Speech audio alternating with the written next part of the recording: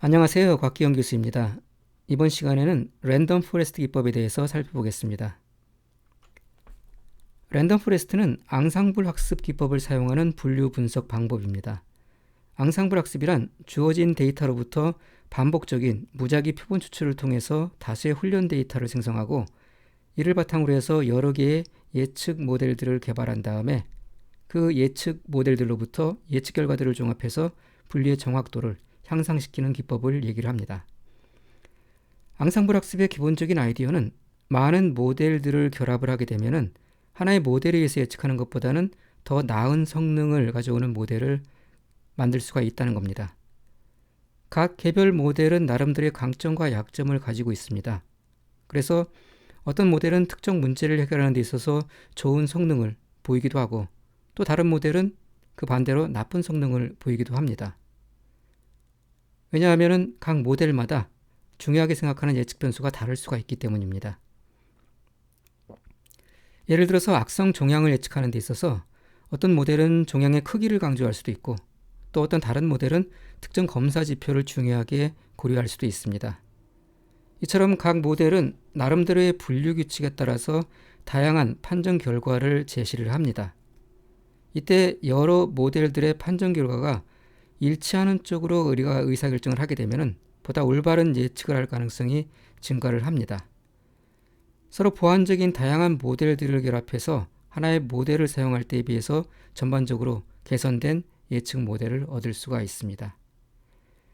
랜덤 포레스트는 이러한 앙상블 학습의 기본적인 원리에 따라서 주어진 데이터로부터 다수의 예측 모델을 개발한 다음에 예측 결과들을 종합해서 분류의 정확도를 향상시켜 줍니다. 랜덤 포레스트에서 사용하는 모델은 의사결정 나무 모델입니다. 그래서 랜덤 포레스트는 앙상블 학습 절차에 따라서 다수의 의사결정 나무를 생성한 다음에 개별 의사결정 나무의 예측 결과를 종합해서 데이터를 분류를 합니다. 랜덤 포레스트는 반복적인 표본 추출하고 변수 선택을 통해서 다수의 의사결정 나무를 생성을 합니다. 그래서 새로운 케이스에 대한 예측은 이렇게 생성한 의사결정 나무들의 예측 결과들을 종합해서 수행이 됩니다. 개별 의사결정 나무가 판정한 예측 결과를 종합해서 그중 가장 많은 표를 받은 범주로 분류를 하게 됩니다. 예를 들어서 100개의 의사결정 나무 가운데서 70개는 유방암 의심 환자에 대해서 양성으로 판정을 했고 30개는 악성으로 판정을 했다 그러면은 이 환자를 최종적으로 양성으로 판정하는 방식으로 의사결정을 합니다. 반복적인 표본 추출하는 것을 우리가 부트스트래핑이라고 얘기를 하는데요. 이 부트스트래핑을 바탕으로 수행된 결과를 종합한다고 해서 이러한 기법을 부트스트랩 애그리게이팅, 줄여서 이제 배깅이라고 얘기를 합니다.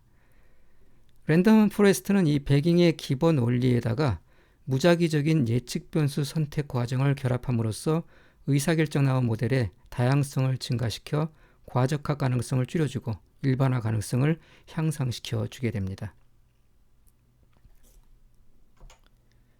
랜덤 포레스트를 이용한 분류 분석 절차를 살펴보겠습니다. 우리가 갖고 있는 훈련 데이터에 모두 n개의 케이스가 포함되어 있고 예측 변수의 개수는 모두 m개라고 가정을 해보겠습니다.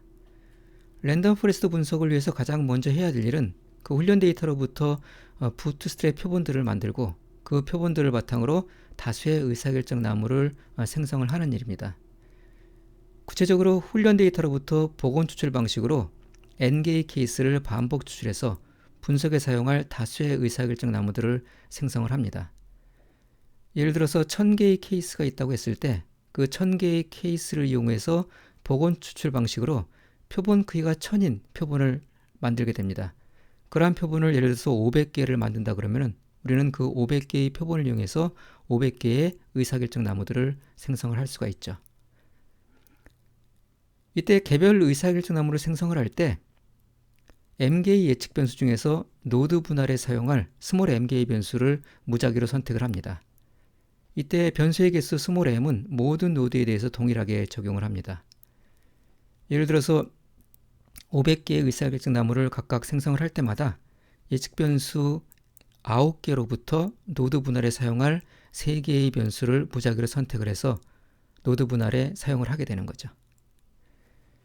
이렇게 생성된 개별 의사결정 나무는 포함된 케이스들이 속한 범주의 상대적 빈도에 따라서 최종 노드의 귀속 집단이 결정이 됩니다.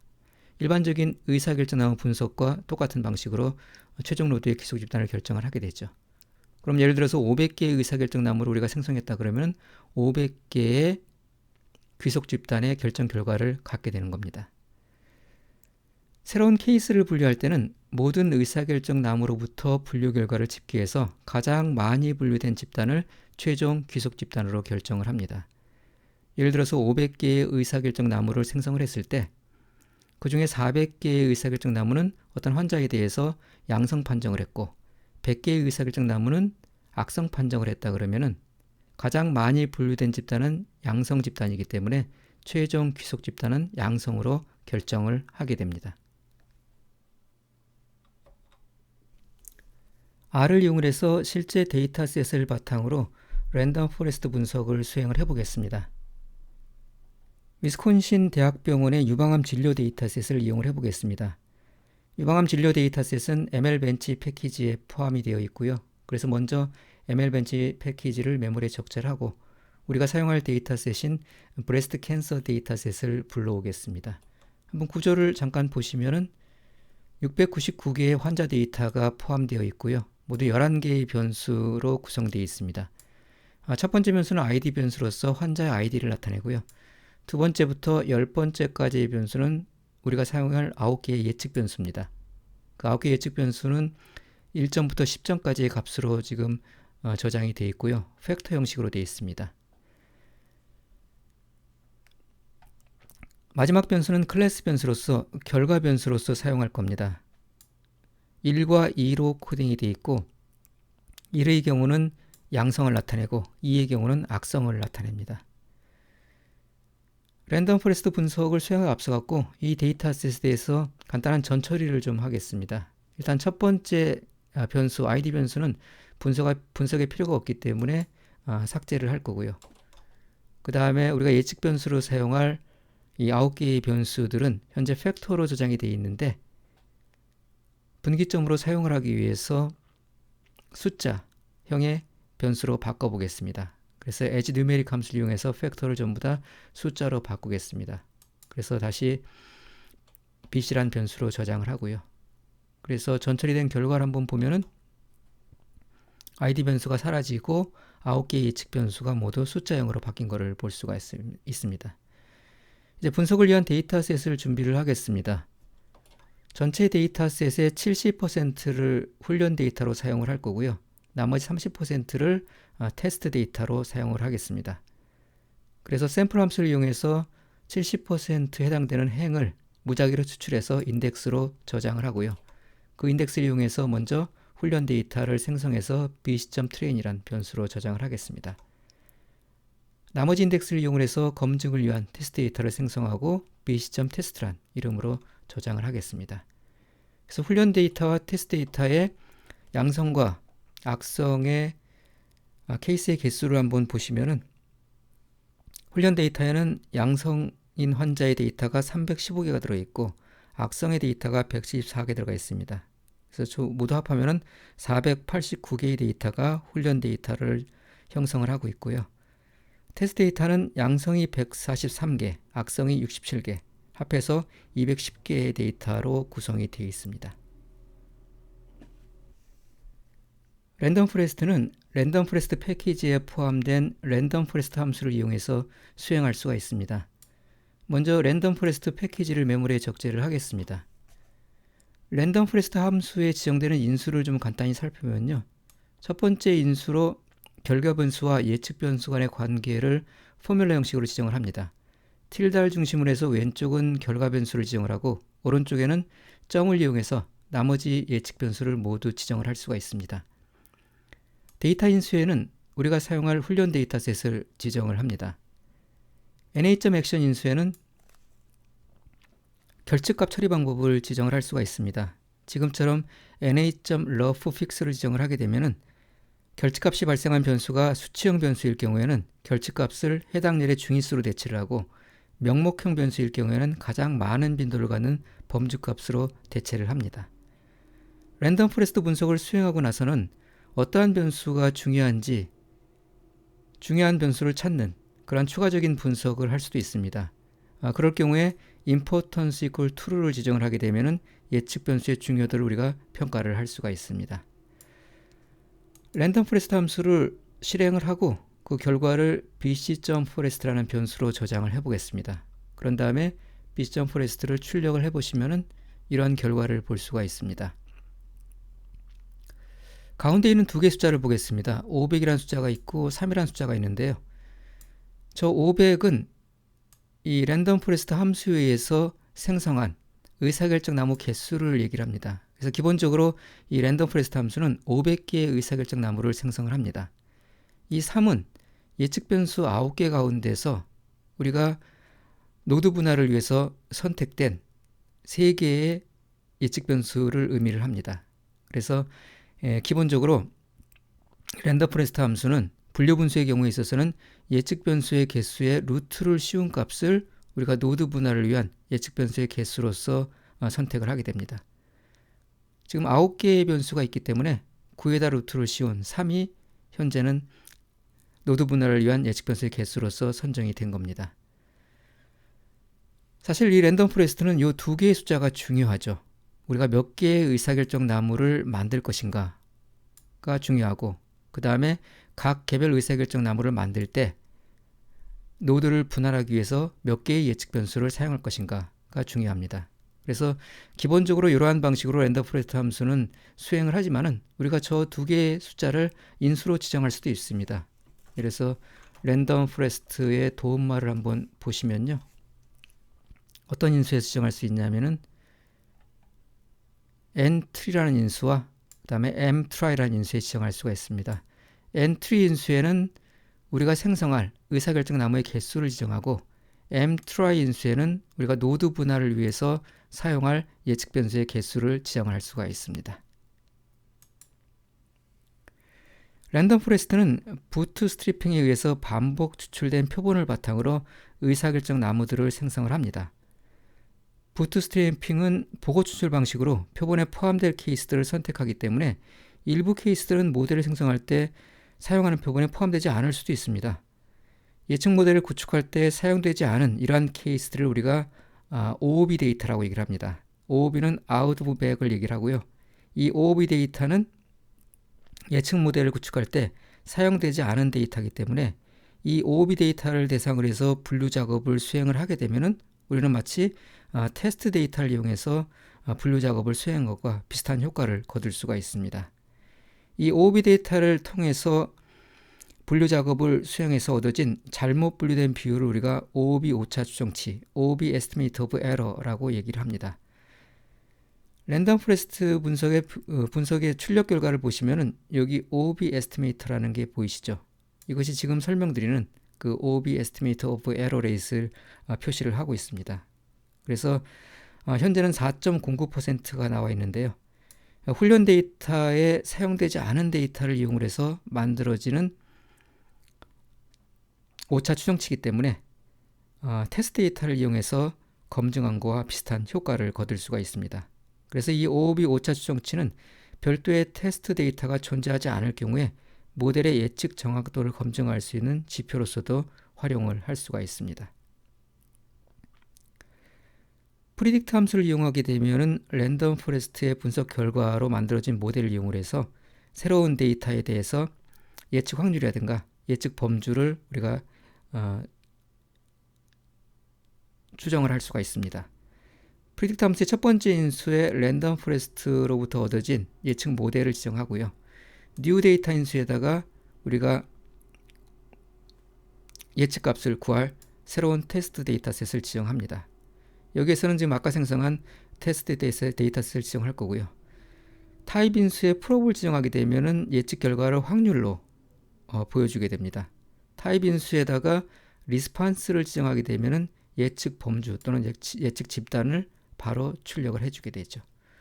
그래서 먼저 타입 이퀄 프롭을 지정한 경우에 프리딕트 함수의 수행 결과를 보시면은 케이스별로 예측 확률이 나오는 것을 볼 수가 있고요. 타입 이퀄 리스판스를 지정한 경우에 프리딕트 함수의 출력 결과를 보시면은 범주로서 출력 결과가 나오는 것을 볼 수가 있습니다. 그래서 테이블 함수를 이용해서 얼마나 잘 분류가 되어 있는지 우리가 교차표를 한번 생성을 해보면요. 총 135개의 양성 환자를 정확히 양성으로 예측을 했고요. 총 65개의 악성 환자 데이터를 정확히 65개로 예측을 했습니다. 그래서 결과적으로 4개의 오분류만 발생을 했고 200개의 데이터는 정확히 분류된 것을 볼 수가 있습니다.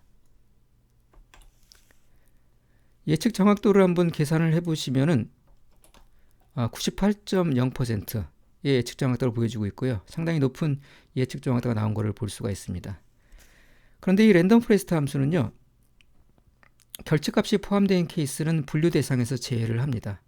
그래서 테스트 데이터는 총 210개가 있는데 실제로 204개를 대상으로 해서 결과를 보여주고 있습니다. 6개의 데이터는 결측값을 포함하고 있기 때문에 이 랜덤 포레스트 함수에 의해서 분류 결과를 보여주지 못하고 있습니다. 랜덤 포레스트에 의해서 구축된 예측 모델이 각 케이스들을 얼마나 두 개의 집단으로 잘 구별하고 있는지 시각적으로 확인을 해볼 수도 있습니다.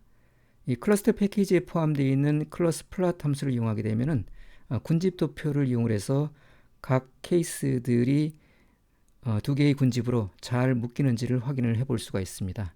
한번 그려보면은 이런 그래프를 얻을 수가 있습니다. 주성분 분석에서 도출된 2차원상에 각 케이스들을 표시를 했습니다.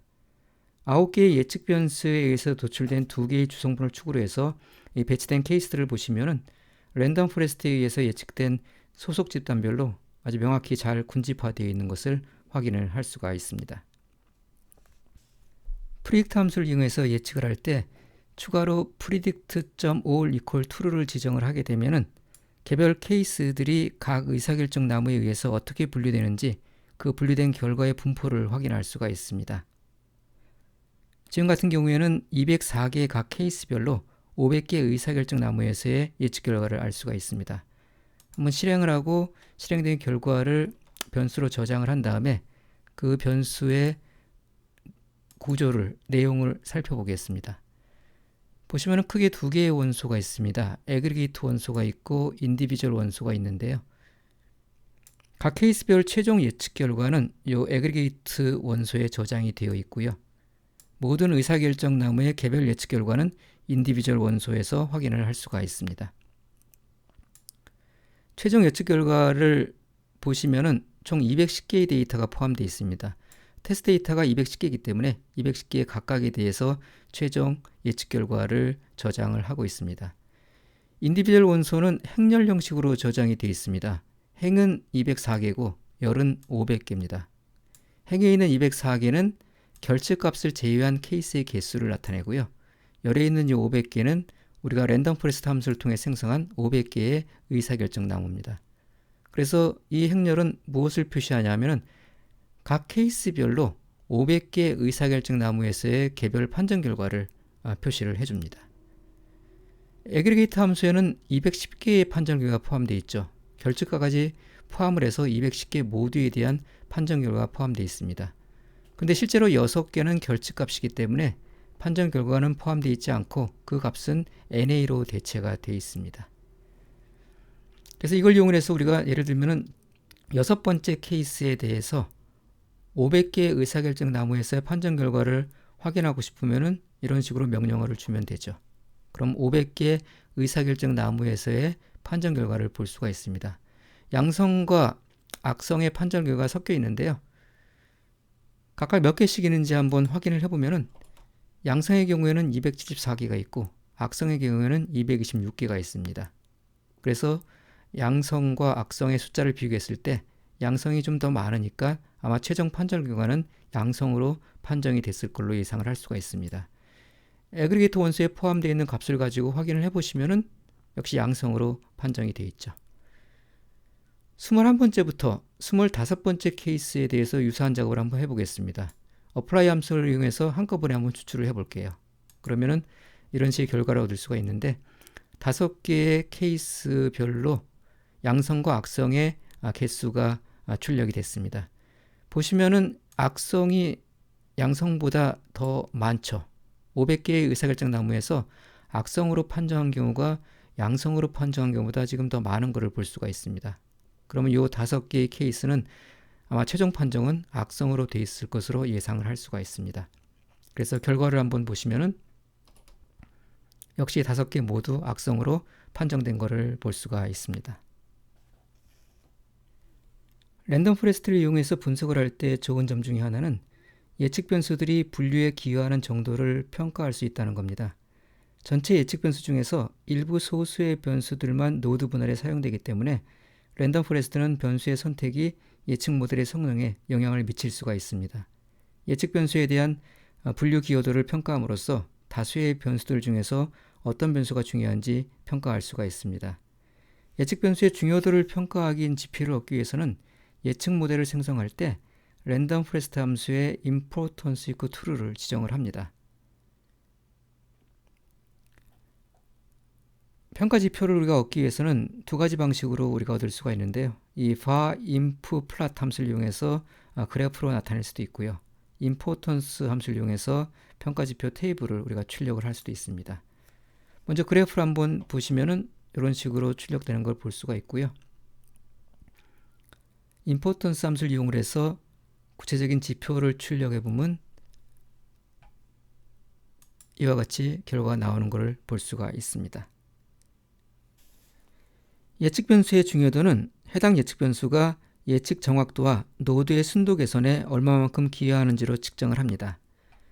두 개의 측정 지표가 테이블에 있습니다. 첫 번째 측정 지표는 예측 정확도에 기여하는 정도를 나타내고 두 번째 측정 지표는 노드의 순도 개선에 기여하는 정도를 나타냅니다. 예를 들어 여기 있는 19.5라는 숫자가 의미하는 바는 이 첫 번째 변수가 예측 모델에서 제거될 경우에 예측 정확도가 감소하는 정도를 나타냅니다. 그렇기 때문에 이 숫자가 크면 클수록 그 변수는 중요한 변수라고 우리가 생각을 할 수가 있죠. 그래서 여기 있는 cl.thickness라는 변수는 19.56이 지표값이고 마지막에 있는 미토세스라는 변수는 7.1이 지표값인데 이 두 개의 변수 중에서 어떤 변수가 더 중요한지를 보려 그러면은 이 두 개의 지표값을 비교를 해보면 되죠. 그래서 각각의 변수가 제거될 경우에 정확도가 감소하는 정도가 큰 변수가 더 중요한 변수라고 볼 수 있죠. 그래서 이 경우에는 첫 번째 변수인 cl.thickness 변수가 더 중요한 변수다라고 생각을 할 수가 있습니다. 노드의 순도 개선에 기여하는 정도를 나타내는 이 지표도 마찬가지로 해석을 할 수가 있습니다. 이 값이 크면 클수록 우리는 그 변수가 제거될 경우에 노드의 순도가 더 악화된다는 의미이기 때문에 더 중요한 변수라고 얘기를 할 수가 있습니다. 그래서 cell.size라는 변수하고 미토세스라는 변수를 비교를 하게 되면은 cell.size 변수가 제거될 경우에 순도가 52.5만큼 감소하는 반면에 미토세스는 1.9밖에 감소를 안 하기 때문에 cell.size 변수가 훨씬 더 중요한 변수다. 이렇게 우리가 생각을 해볼 수가 있습니다. importance 함수의 출력 결과 중에 처음 두 개의 열은 범주별 변수의 중요도를 나타냅니다. 예를 들어서 cell.size 변수를 보시면은 양성열의 지표값은 12.87이고 악성열의 지표값은 15.04입니다. 악성열의 지표값이 더 크죠. 이 얘기는 무슨 얘기냐면은 이 변수는 악성 종양을 예측하는 데 있어서 상대적으로 더 중요한 변수다 하는 것을 나타냅니다. 이러한 집단별 변수 중요도는 우리가 G 플러스 패키지에 포함되어 있는 heatmap.to 함수를 이용하게 되면 좀 더 시각적으로 잘 표현할 수가 있습니다. 한번 그래프를 그려서 보시면은 이런 식의 그래프를 우리가 얻을 수가 있습니다. 파란색 팔레트를 이용을 했는데요. 이 색깔이 짙을수록 더 중요한 변수다는 걸 나타냅니다.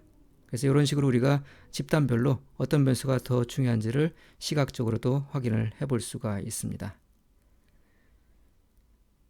이번 시간에는 랜덤 포레스트 기법에 대해서 살펴봤고 R을 이용해서 실제 데이터셋을 바탕으로 실행도 함께 해봤습니다. 다음 시간에 뵙도록 하겠습니다.